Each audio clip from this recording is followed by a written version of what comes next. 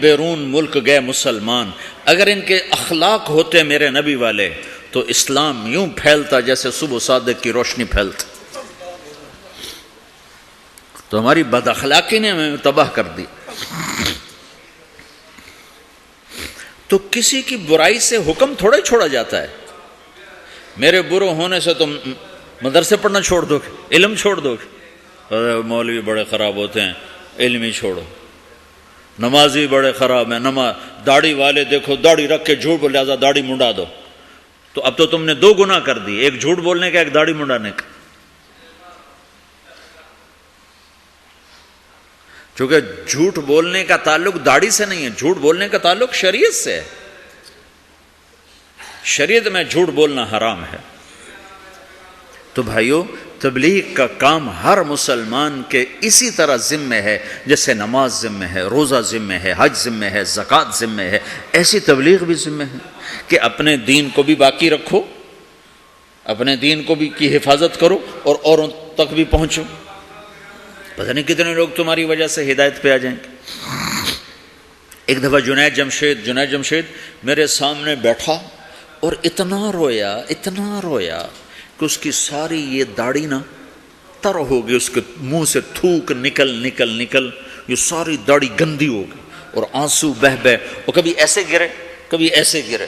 میرے سامنے بیٹھا، کبھی یوں گرے اور کہے مولوی صاحب میں تیرا احسان نہیں اتار سکتا، تمہیں نہیں خبر تم نے مجھے کہاں سے نکالا، میں تیرا احسان نہیں اتار سکتا، میں تیرا احسان نہیں اتار سکتا، میں تیرا احسان نہیں اتار سکتا، تمہیں نہیں خبر تم نے مجھے کہاں سے نکالا. اور روتے ادھر گرے. مجھے کیا خبر وہ کیا کرتا تھا. تو ایسے کتنے ہیں جن کہ ہمارے چند بول اس کو اس گندگی سے نکال سکتے. تو بھائیو، اس تبلیغ کے کام کو اپنا کام بنا کے کرو. اس کو کسی کے ساتھ مت جوڑو کہ وہ برا ہے تبلیغ چھوڑ دو، وہ اچھا ہے تبلیغ کرو. اور یہ صرف علماء کریں، ہم نہیں کریں گے. نہیں، سب نے کرنا. اس وقت اللہ کی غیبی مدد تبلیغ کے ساتھ اور اللہ کا ہدایت کا نظام تبلیغ کے ساتھ چل رہا ہے. باقی جتنی دین کی محنتیں محدود ہیں، بڑھ نہیں سکتی. میں خود 10 مدرسے چلاتا ہوں لیکن محدود ہیں. 1000 سے اوپر میں لڑکے نہیں داخل کر سکتا. میرے پاس 1000 کی گنجائش، اس سے زیادہ کی نہیں. میں کہتا ہوں بھائی جاؤ کسی اور مدرسے میں جاؤ، میرے پاس گنجائش کوئی نہیں ہے. تبلیغ ایک ایسی محنت ہے جس کا کوئی کنارہ ہی کوئی نہیں. بحر نا کنار ہے، نہ گہرائی کا پتہ ہے، نہ لمبائی کا پتہ ہے، نہ چوڑائی کا پتہ ہے. چوروں کے پاس بھی جاؤ، ڈاکوؤں کے پاس بھی جاؤ، زانیوں کے پاس بھی جاؤ، شرابیوں کے پاس بھی جاؤ. ہمارے علاقے میں ایک وہ طوائفوں کا اڈا ہے، وہاں پہنچ گئے. طوائفوں کو جمع کیا، انہوں نے میں نے بیان کیا تو اس میں کوئی 10-12 لڑکیوں نے توبہ کی جو ناچنے کے لیے دبئی آتی تھی.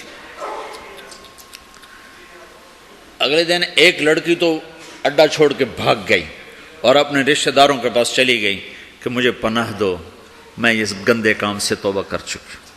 3 دن کے بعد ایک لڑکی میرے گھر پہنچ گئی، میرے گھر، فوزیہ اس کا نام. کہ مولانا میری جان بچاؤ، میرے بھائیوں نے مار کے مجھے میرا سر پھاڑ دیا ہے، وہ کہتے ہیں تمہیں یہی کام کرنا ہے، ہمیں روٹی کما کے دو. اور میں نے ان سے کہا ہے میرے ٹکڑے کر دو، میں یہ گندا کام نہیں کروں.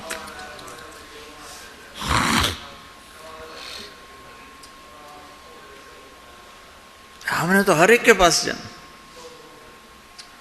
پتہ نہیں کون کس وقت ہدایت پر آ جائے. تو بھائیو، میری آج کی اس مجلس کا خلاصہ 2 باتیں ہیں. ایک یہ کہ دین اپنے اندر لاؤ، دوسری ہے دین کو لوگوں تک پہنچاؤ. اور دین کی بنیاد ہے اللہ سے تعلق، اللہ کے حبیب کی شریعت. اور آپ کی شریعت میں 2 چیزیں ہیں، ایک عبادت، ایک اخلاق. اس سے آپ کی زندگی مکمل ہوگی، آپ ایک خوشبودار ہوگے. اس کو لے کر پھرو. تو نیت کرتے ہو سارے بھائی؟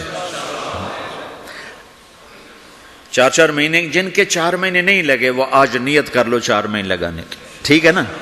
جب تمہیں اللہ اس کی توفیق دے 4 مہینے کی، سارے بھائی نیت کر لو، کرتے ہو نا بھائی سارے بھائی؟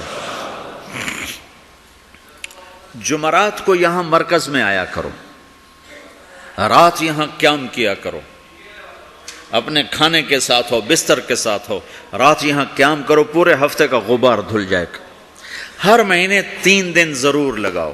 اب تھوڑے سے تو لوگ ہو، 3-4 ہزار تو ٹوٹل ہو، اس میں عورتیں نکال دو، بوڑھے نکال دو، بچے نکال دو، باقی اتنے ہی آپ ہوگے جو اتنے آئے بیٹھے ہو، 10-20 اور نہیں آئے ہوں گے، باقی تقریباً آپ سارا پاناما کے مسلمان آئے بیٹھے ہو۔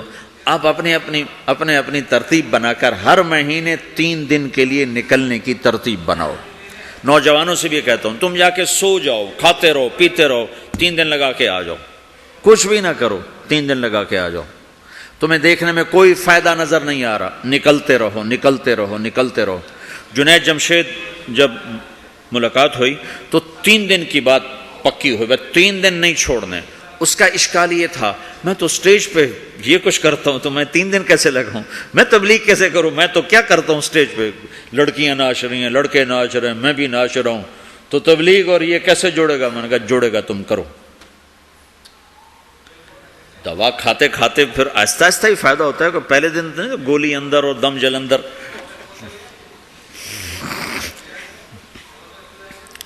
تو 6 سال 3 دن لگاتا رہا اور سٹیج پہ ناچتا رہا۔ رات کے 2 بجے فارغ ہو رہا، پیچھے ہماری گاڑی کھڑی ہوتی تھی، جب وہ پنجاب میں آتا تھا، کراچی پنجاب میں جب وہ آتا تھا، جہاں آتا تھا، جہاں گاتا تھا، جب فارغ ہوتا تھا پیچھے ہماری گاڑی کھڑی ہوتی تھی، اس کو بٹھایا اور سیدھا مسجد میں لے کے آ کے کھلایا، سلایا، پلایا، چل بھائی سو جا۔ 6 سال ایسے ہوتا رہا، وہ 3 دن بھی لگاتا رہا، گاتا بھی رہا، وہ تانے الگ، لوگوں کے بولیاں الگ، چونکہ لوگوں کو نہ سلیقہ ہے لینے کا، نہ پتہ ہے کہ کسی کو قریب کیسے کیا جاتا، ٹھا کر کے فتویٰ مارتے ہیں اس کے سر پر۔ پہلے تو استعداد پیدا کی جاتی، دیکھو نا کتنی بڑی بات ہے۔ طائف کے لوگ آئے، کہا ہم کلمہ تو پڑھیں گے، زکوٰۃ نہیں دیں گے، ہم نے کہا نہ دو۔ جہاد نہیں کریں گے، ہم نے کہا نہ کرو۔ تو صحابہ نے کہا یا رسول اللہ یہ آپ کیا کہہ رہے ہیں؟ آپ نے کہا انہیں پکا تو ہونے دو، پھر سارے ہی کریں گے۔ کلکتہ میں ایک مسلمان ہوا، ایک شخص مسلمان ہوا، تو اوپر سے روزے آ گئے، روزے تھے گرمیوں کے، 3 روزے رکھنے کے بعد لوگوں نے کہا روزے رکھنے پڑیں گے، رمضان ہے۔ 3 روزے رکھ کے کہنے لگا اسلام ہے تو بڑا اچھا، میرے بس کا نہیں، دوبارہ چھوڑ دیا۔ حضرت تھانوی کو پتہ چلا کہ اگر میرے بس میں ہوتا تو میں ان سب کے کان پکڑا کے ان کو ڈنڈے مارتا جنہوں نے اس کو روزے رکھوائے، اگر میں ہوتا تو میں اسے روزے کبھی نہ رکھواتا، جب وہ پکا ہو جاتا اسے قضا کرواتا۔ تو ہر مہینے 3 دن سارا مجمع نیت کر لو، ٹھیک ہے نا؟ کر دو نا۔ ایک اور نیت آج کر لو کہ آج تک جو اللہ اور آپ کے، میرے، اللہ اور ہمارے درمیان جو کچھ اونچ نیچ ہے، آج ہم اس پہ توبہ کر کے اٹھیں یہاں سے۔ آپ چھوٹا سا مختصر سی کمیونٹی ہو، آج توبہ کر کے اٹھو۔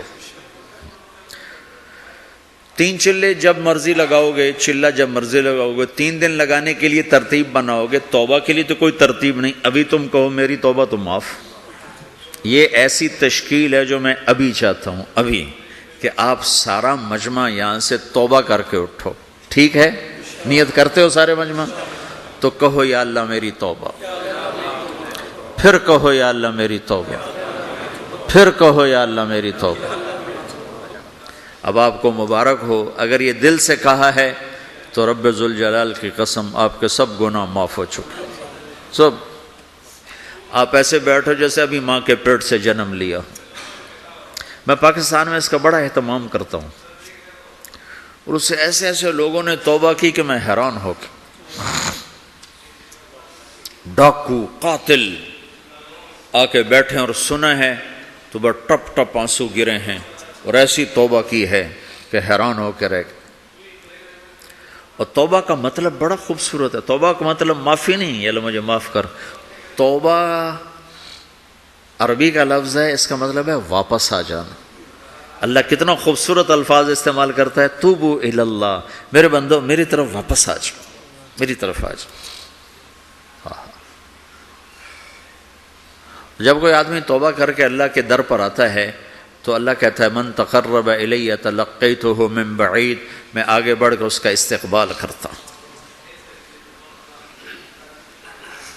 تو توبہ تو سب نے کر لی نا۔ اب جو بھائی 3 چلے کی نیت ہو چکی ہو، کب کس وقت جائے گا ذرا کھڑا ہو کے اظہار فرمات۔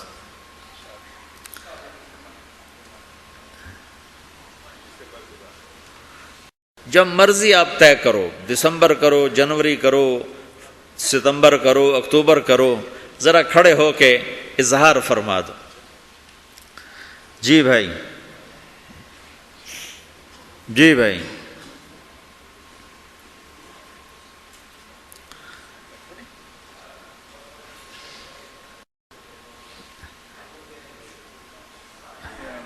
ہاں